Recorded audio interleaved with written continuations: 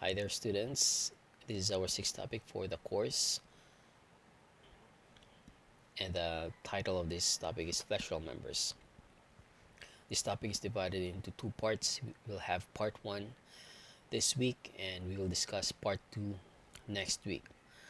The reason why this takes part one and part two is just simply because of the details of these flexural members. Because although our main goal is about stresses and strains, and the relationship of stress and strains using the Hooke's law. Although that's our main goal, the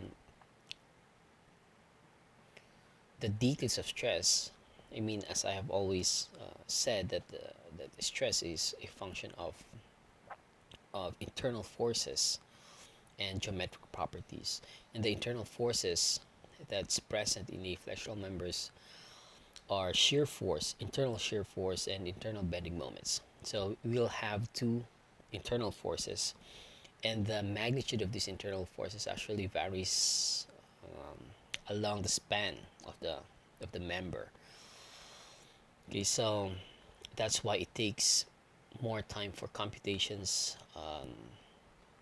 Although we already did computations in our lecture number one about cutting a section and then applying the equilibrium equation to solve for the value of the shear and the moment at that particular section. But right here, we will do it a different way. So we'll have a method that's much easier. But of course, when I say much easier, there's also going to be limitations. And it's actually a graphical method of illustrating or presenting the magnitude of the internal forces. Okay, and another reason is the geometric properties. For flexural members, the geometric property that comes into play is the moment of inertia. And this moment of inertia is a resistance to bending, or something that, I mean, somehow we can describe it as a resistance to bending. So, so the computations for moment of inertia also takes more time as compared to computing the area of, I mean, for actual members. Like, it's just a plain cross-sectional area, but this one is I mean, this one requires more time, especially when we have a composite sections. I mean, composite sections. What I mean by that is that we'll have various shapes, so we have to sum up all the moment of inertia of each shape. So something like that. So it requires much time as compared to the other other types of members. Anyway, let's get started. So let's define what's a flexural member. Flexural members. Okay. When we say flexural members, these are members loaded in concentrated moments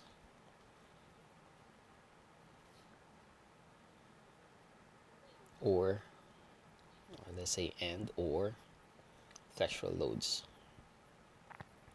And when we say flexural loads, these are loads perpendicular to the longitudinal axis. Okay, so again, when we say flexural loads, these are loads that are perpendicular to the longitudinal axis. If we have this member right here, and here's our longitudinal axis, then the loading, so we say flexural loads, it's this type of loading. So we can have distributed loads, or we can have concentrated loads, or we can have concentrated moments.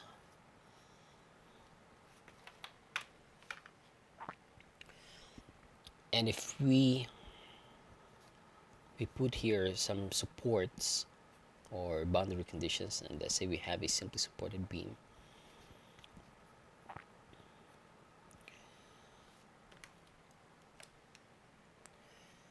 Then there develop support reactions right here, right? And for pin, although the reactions is along x and along y, by the way, we'll have to draw the coordinates. Let's say this is our x and this is our y. Okay, for the pin, although we have these reactions, but since there are no loading states horizontal, then this is usually 0. Because once this is present, then that means that this member is actually experiencing. I mean, when you cut a section, it will also have actual, internal actual forces, in addition to the shear and moment. Okay, so now let's cut a section right here. Now, if you cut a section,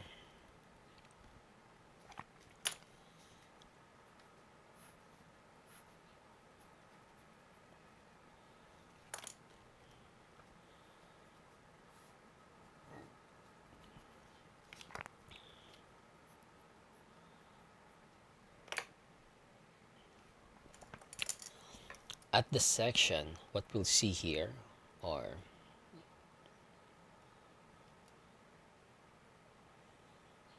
internal shears. So right here we have shears and we have moments, internal moments. And these internal forces, this actually varies along the span, right? And of course, that's when I say varies, that depends upon the loading conditions, loading and support conditions, because it's also possible to have a constant shear or a constant, maybe not a constant moment, maybe a constant shear. So again, that depends upon the loading and support conditions. Now, in our lecture handouts, we have this figure right here. So this is the positive sign conventions. So here's our flexural members, and if we have these flexural loadings. Now, if you cut a section and we consider the left part, this left side, then the value, or the sign of the shear, or we can say shear is positive when the direction is downward, and moment is positive when it's counterclockwise. Okay, that's when we consider the left portion. But if we consider the right portion, then shear is positive if it goes upward, and moment is positive it's clockwise, or if the direction is clockwise. Okay, but it's also possible to cut a section, actually to consider a beam segment. So if you cut sections right here and another sections right here, so then that exposes internal forces in the left hand side and also internal forces in the right side. So in terms of these illustrations, our shear force, so if the shear force produces this type of deformations, then that's going to be positive. And for moments, it's like this. So if it has a smiley face, then that's going to be positive moments.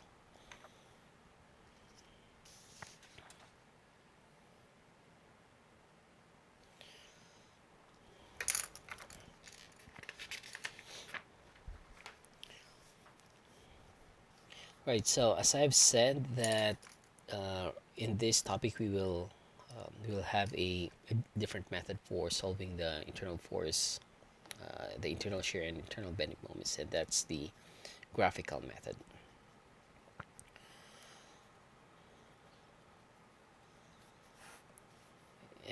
specifically that's what we call the shear and moment diagram.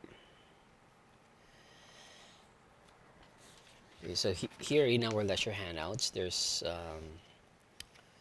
already an illustration and derivation of the the working equations.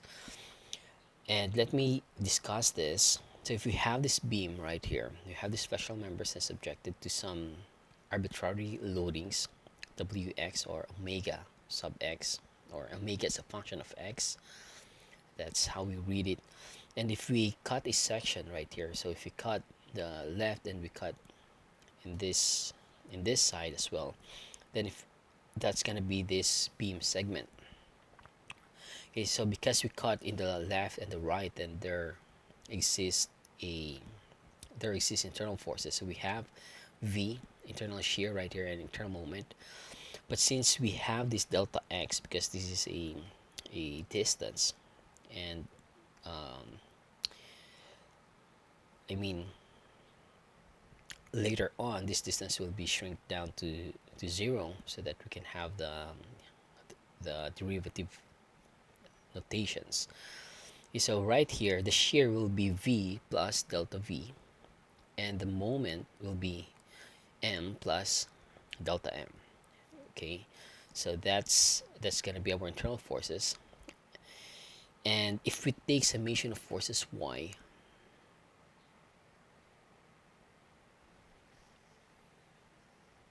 okay, so if we take summation of forces y, so this one is positive, this one is negative, and then this one is also negative. Okay, if you take summation of forces y, you will obtain in this equation that says that this load is equal to the slope. The value of the load, or the intensity of the load, is just equal to the slope of the shear curves. Okay, and if we take summation of moments at O, so if we consider this the center of moments, so if we take moments, and we'll have this equation. Okay, by the way, if you take summation of moments at point O, then if you the moments will be this concentrated moments, plus the shear times the moment arm delta x. Okay, and this one, the moment produced by the distributed loadings, and the moment arm is delta x divided by 2. All right, and also we have these moments right here, so we have m plus delta m. Okay, and if you write the terms, there will be a term that's a higher degree term, and this is the moment produced by the arbitrary loadings. So we have w x, and that's actually the loadings is a function of x, or it just simply means that it's a variable loadings, right? So wx times delta x squared. Okay, so this is a higher degree term, and since we are dealing with a very small value, I mean with just a very small point, so that's why this higher order term can be neglected. Okay, so we are left with these two terms, and finally we arrive in these equations that the value of the shear is just simply the slope of the moment curve. Okay, so because of these two equations, then we can actually set up rules for the graphical method.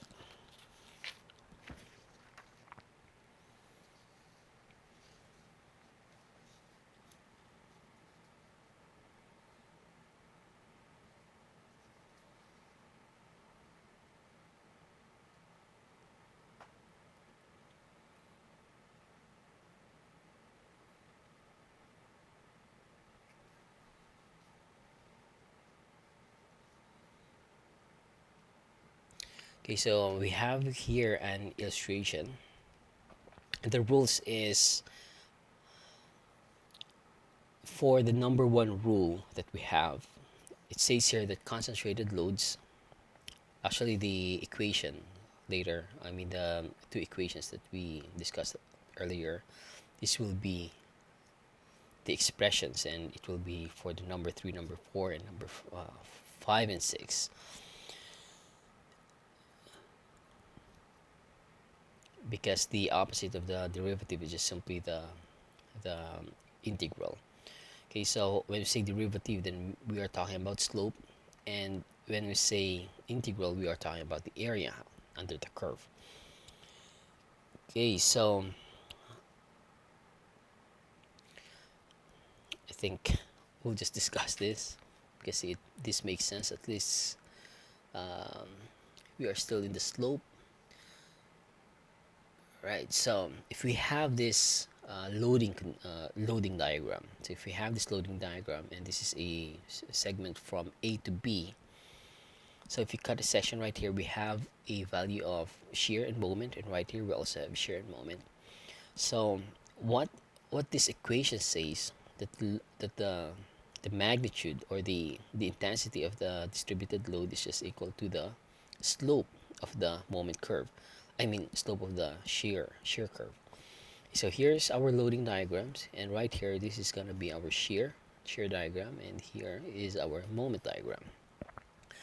Okay, so it says here that if this is the slope of the shear diagram, then that's gonna be the intensity of the load right here at that point, or at that section. And for the rule number 6, we have here that P is equal to dm, or the shear force, the intensity of the shear force is equal to the slope of the moment curve. So right here, this is our moment diagram, and this is the slope at that point. Of course, when we say slope, we are referring to a point, and that's gonna be the magnitude of this shear. Okay, so if we take the integral of this, then we can arrive in this expression that says that the area under the load diagram is equal to the change in shear in the shear diagram. Okay, so what this means is that the area here, so the since this is a shape, then the area in the load diagram is equal to the change in shear from point A to point B. Okay, so the area, this area from A to B of the loading diagram, that's equal to the change in shear in the shear diagram. Okay, so here's our shear diagram, here's our moment diagram, and the area under the shear diagram is just equal to the change in the moment in the moment diagram. Okay, so this area, this shaded area right here, that's just equal to the change in the moment magnitude. Okay, so those are the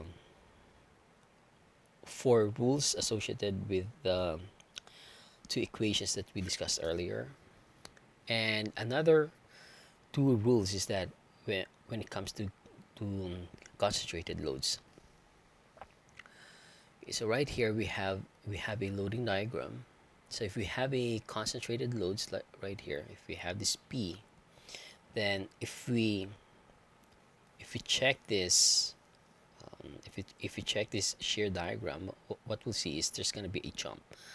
Okay, so concentrated loads produces jump in the shear diagram, and if we have concentrated moments, like for example we have concentrated moments like here, so there's going to be jump that's being produced in the moment diagram. So again, concentrated loads produces jump in the shear diagram, and concentrated moments will only affect the moment diagrams. Okay, so with that, let's have an example. Okay, so for our first example, this problem is taken from the textbook by Philpott, and says here, draw the shear and moment diagram for the simply supported beam shown determine the bending moment, the maximum bending moment that occurs in the span. So we have this beam span right here. So from point A to point B, that's 4 feet, and this one is 8 feet, and here is 9 feet. And our loading is, we have 12 kips and a 10 kips in point C. Okay, so first step for the solution is, okay, solve for support reactions and draw the loading diagram.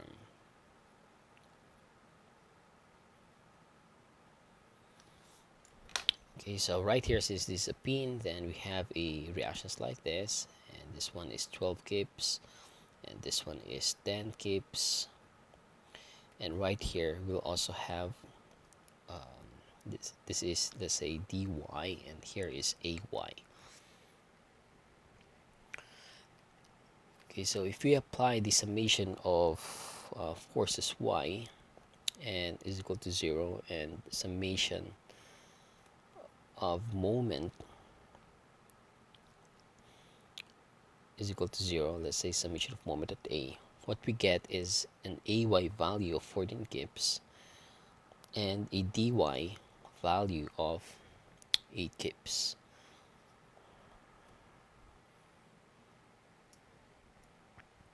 Okay, so AY is 14 kips and DY is 8 kips. Okay, so for our rule number 1, it says that actually to start the drawing of the shear and moment diagram, we'll first draw the shear, and then from the shear we can draw the moment. Okay, so the drawing is actually, it's actually recommended that when you draw the shear and moment diagram, it should be under this this illustration. So here's our given beam from the problem. Then you have to draw the loading diagrams, and the difference between the loading diagrams and this is, this one is all about, I mean, the ones shown or expressed are the forces. Okay, so we have the reaction forces. We don't need to draw the support here, the support symbol, just the forces. Okay, so once you have the loading diagrams, then below the loading diagrams is the shear diagram, and below the shear diagram would be the moment diagram. Okay, so to start the construction of the shear and moment diagram, we can start either here in the right side or the left side, and just apply the rules. Okay, as we move on, let's say if we start from the right, as we move on to the left, then we just have to apply the rules depending upon what's happening right here in the loading diagram. Or we can start from the left. Okay, so from the left, I'll start here. Just take note that the shear is I mean, the shear diagram depends upon the loading diagram. So what does the loading diagram says at this point? So we have here, it says we have a concentrated load. So recall that in our rule number 1, that concentrated loads produces jumps. So it says here that go up 14 kips. Okay, so that's what it means. Now let's say these are our 14 kips. It says go up 14 kips. Now past this point A, then what's happening in the loading diagram? So as we move from A to B, what is happening in the loading diagram? There's actually nothing happens, right? So it's gonna be constant until it gets to point B. Let's write here, this is 14 kips. Now from point B, it says, since there's gonna be there's a concentrated load of 12 kips, then it says here that, okay, the direction is that it says go down 12 kips. Okay, so go down 12 kips. Okay, so we're here. We went 12 kips, and what that means is 14 minus 2, 14 minus 2, that's going to be 2 kips, right? Right here. Now from point B to point C, what is happening in our loading diagram? So there are no loads, so therefore it's going to be constant. You can also check that in the equation that dv over dx is equal to the load. So if you have no loads, then the shear will just be constant until it gets to point C. And then from point C, or at point C, it says go down 10 kips. Right? So you have to go down 10 kips. So that's going to be 2 minus 10. That's going to be negative 8. Okay, and from point C to point B, what's happening in the loading diagram? So since there are no loads, then it's just going to be constant until it gets to point D. And at point D, it says there is a concentrated load of 8 kips, and it says go upward. Right, so here's going to be our shear diagram. Okay, so this diagram represents the magnitude of the shear forces along the beam span. Okay, so now let's construct the moment diagram. Now, for the construction of the moment diagram, sometimes it also helps if we have this computations at this side, because the value or the change, we call that from the rules, the change in the moment diagrams depends upon the area, the area under the shear curve. And let's label this, let's say this is label 1, area 1, this is area 2, and area 3. Okay, let's write here computing for or constructing now the moment diagram.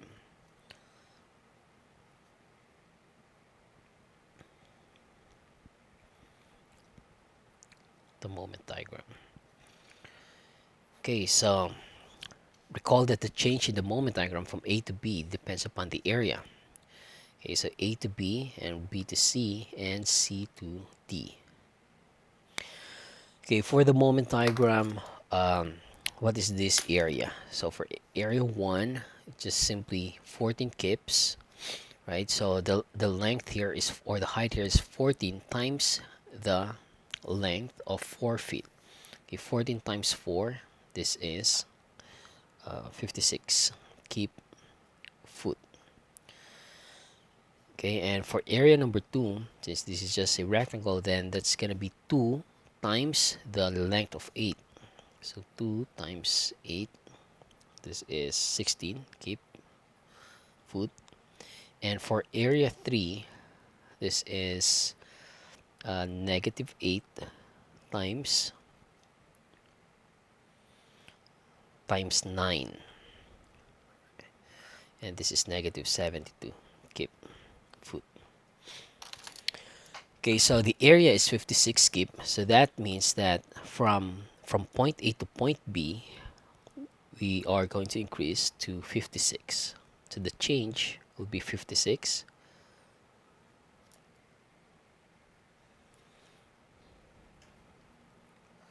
Okay, so let's write here 56 kip foot.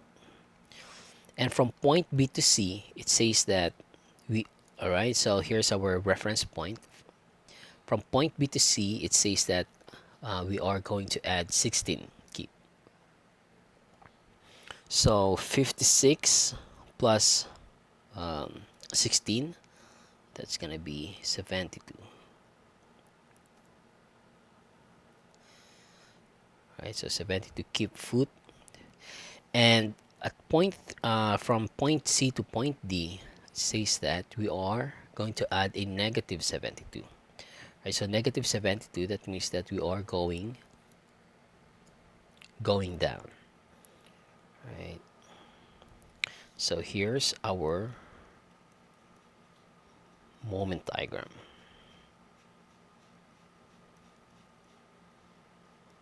the maximum value of moment is 72 kip-foot. Okay, so again, let's just review of what we did.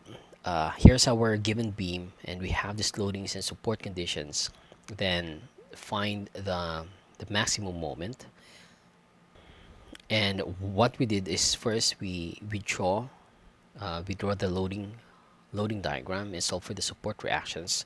So once you have all the loadings right here, has have values, then we can start constructing the shear diagram. Now the shear diagram depends upon the loading diagram, and we just apply the rules. Like for example, if you have concentrated loads, then it produces jump, and if there's none that's going on from A to B, then it's just constant. And since here it says go down 12, so we went down 12, and then it's constant again, and then it says go down 10, and right here at point D it says go back, go up again 8 kips. Okay, so that makes sense. And for the moment diagram, we said that the moment diagram, or the change in the moment diagram, actually depends upon the area of the shear diagram. So the change from point A to point B is the area of this shear diagram from point A to B. Okay, so if it's positive, then it has a positive slope, and if it has negative, then it means it has a negative slope. Right, so right here 56, and then another positive value 16 kips. So from here 56 plus 16, that's gonna be 72, and from point C to point D it says negative 72. So we are going to minus 72 minus 72, that's gonna be the value right here. Okay, and this also makes sense because there has to be no moment at this point, because our support right here, this is a roller support, which allows rotations, right? And also for the pin support, so that's gonna be uh, 0 right here unless we have concentrated moments. So if you have concentrated moments right here, so there's gonna be a jump in the at that point. Okay, so I guess that's all for the for this video, and in the next video we'll be doing some more problems regarding the shear and moment diagrams.